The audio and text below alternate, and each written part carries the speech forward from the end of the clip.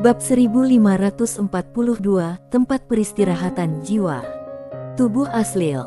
Sander Ye menggelengkan kepalanya. Orang ini hampir dibuat gila oleh pemilik Penatao, tapi itu normal. Saat orang ini pertama kali muncul, ia hampir membuat pemilik Penatao menjadi gila. Dia belum pernah melihat pemilik Penatao semarah itu. Menghadapi ancaman Gupan, pemilik Penatao meliriknya dengan tenang dan berkata, "Aku takut sekali." Melihat penghinaan yang ditunjukkan oleh pemilik Penatao, Gupan sangat marah, tetapi dia masih menahan diri. Kurang kesabaran akan merusak rencana besar.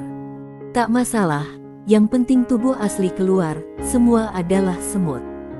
Memikirkan hal ini, dia tiba-tiba merasa jauh lebih baik. Melihat Gupan tidak mengatakan apa-apa lagi, sang pemilik Penatao tidak mengejeknya lagi. Sebaliknya, dia menoleh ke arah Sander Ye. "Bajingan, ada situs perang kuno beberapa ratus mil ke kanan, mau pergi?" Sander Ye berkata, "Pergi, kenapa tidak?" Pemilik Penatao tertawa, "Apa kamu tidak takut aku menipumu?" Sander Ye berkata, "Kamu bukan orang seperti itu." Pemilik Penatao tertawa terbahak-bahak. Tanpa berkata apa-apa lagi, dia berbalik dan berjalan pergi. Sander Ye melirik pemilik Penatao dan mengikutinya. Gupan ragu sejenak, lalu memilih untuk mengikuti. Meskipun berbahaya untuk mengikuti kedua orang bodoh ini, akan lebih berbahaya lagi jika tidak mengikuti mereka. Kalau tubuh aslinya ada di sini, tentu dia tidak akan takut dan pasti bisa menyapu bersih semuanya, tapi dengan kondisinya saat ini, dia pasti lemah seperti ayam di sini, jadi mendingan dia ikut saja dengan kedua orang bodoh ini. Di tengah perjalanan, pemilik Penatao tiba-tiba bertanya, "Apa kamu mendapatkan benda, dewa aneh?" Sander Ye berkata, "Tidak." Pemilik Penatao meliriknya dan berkata, "Aku percaya." Sambil berbicara, dia perlahan menutup matanya. Jiwa misterius di tubuhnya berkata, seharusnya dia tidak bisa menghadapi dewa aneh itu, bahkan jika dewa aneh itu sekarang jauh lebih lemah daripada saat puncaknya dan disegel, dia tidak bisa menghadapinya sekarang. Tapi, aura dewa aneh itu memang telah lenyap. Pemilik Penatao memiliki ekspresi kosong di wajahnya, karena dia juga merasa itu tidak mungkin. Tetapi dia tahu jiwa misterius itu tidak akan berbohong kepadanya. Aura dewa aneh itu telah menghilang, yang berarti pihak lain telah terbunuh. Siapa yang bisa membunuh orang itu? Sander Ye. Jelas tidak mungkin. Hanya ada satu penjelasan, anggota keluarga orang ini. Memikirkan hal ini, sang pemilik Penatao tampak dingin. Dia membuka matanya dan bertanya lagi. "Sander Ye, kamu yakin tidak memanggil siapapun?" Sander Ye berkata dengan tegas, "Tidak ada." Sang pemilik Penatao menoleh ke arah Sander Ye, dan Sander Ye berkata dengan serius, "Benar-benar tidak memanggil siapapun." Sang pemilik Penatao menatap mata Sander Ye, "Jika begitu, jelaskan padaku mengapa dewa aneh itu tiba-tiba menghilang.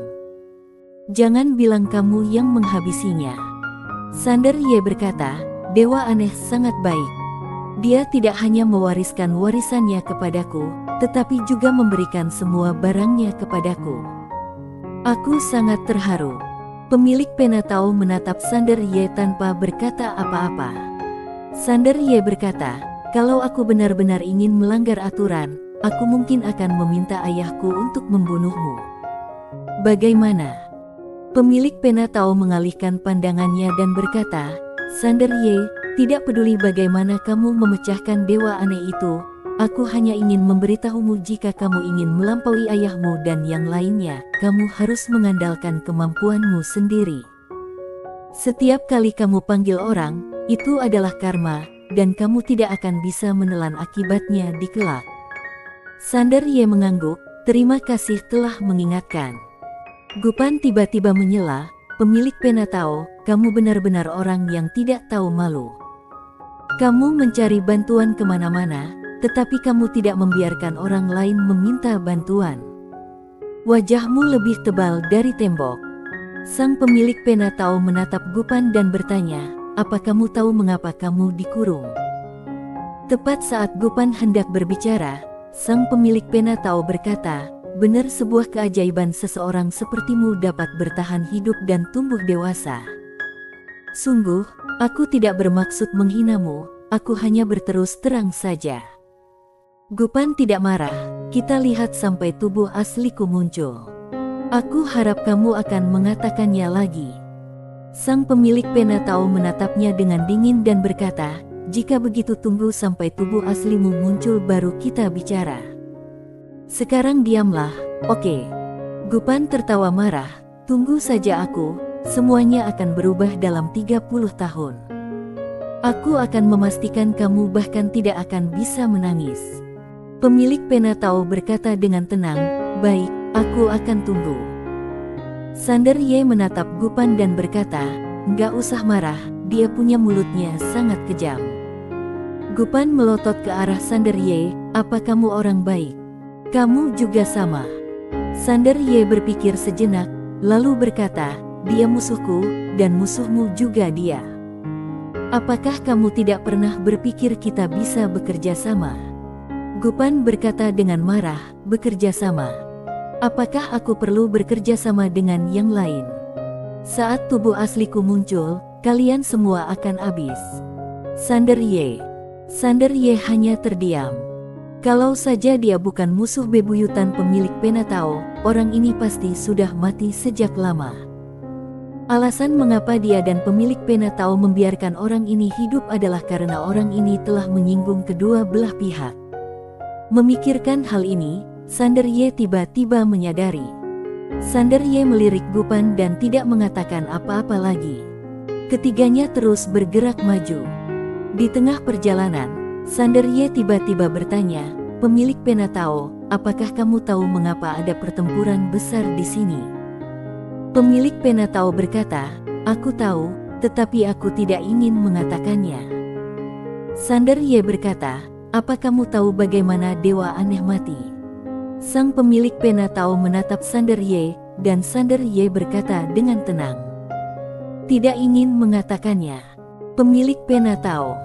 Di belakang mereka, Gupan melirik mereka dan tidak berkata apa-apa.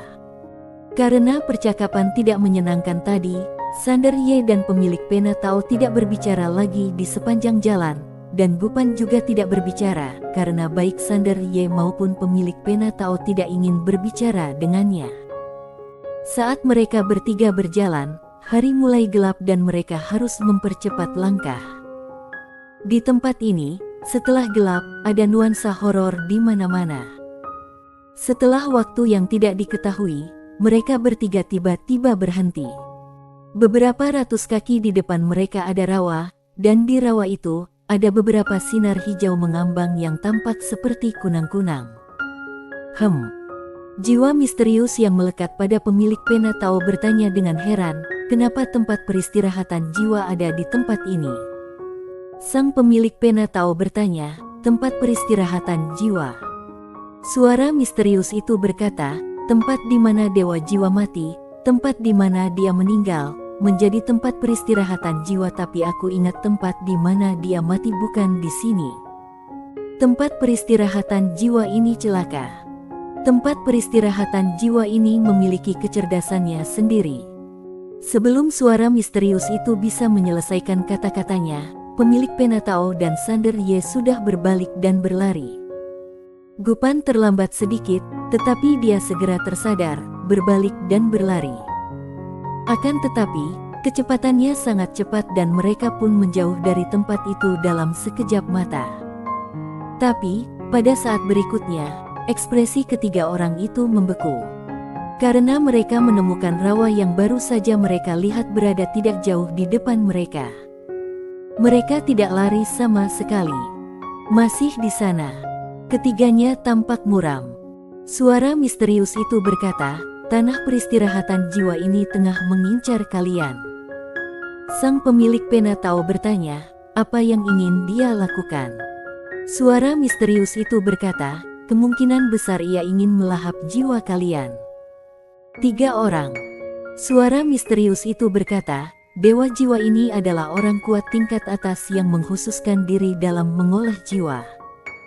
Dia memiliki kekuatan magis, yaitu teknik melahap jiwa, yang berarti melahap jiwa. Teknik melahap jiwa miliknya tidak hanya melahap jiwa. Sambil melahap jiwa, dia juga dapat langsung melahap kultivasi lawan dan menggunakannya untuk keuntungannya sendiri. Oleh karena itu, dewa jiwa ini juga tergolong dewa jahat. Sang pemilik Penatau memandang rawa di kejauhan, tempat peristirahatan jiwa dewa jiwa mati. Apakah tempat di mana dia mati memperoleh kecerdasannya sendiri? Suara misterius itu berkata, Sander Ye tiba-tiba bertanya, apa bisa kita juga menelannya? Pemilik Penatau dan Gupan menoleh menatap Sander Ye, keduanya sedikit terkejut. Suara misterius itu berkata, menurut teori, itu mungkin saja, tapi kalau boleh jujur, tidak ada satupun dari kalian bertiga yang sebanding dengan kekuatan dia sekarang. Sander Ye berkata, jiwa kami bertiga seharusnya tidak sekuat itu. Mungkinkah target sebenarnya orang ini adalah kamu, Yang Mulia? Suara misterius. Sander Ye menoleh ke arah pemilik Penatau, lari sendiri-sendiri. Siapapun yang dikejarnya adalah sial. Setelah berkata demikian, dia berbalik dan berlari.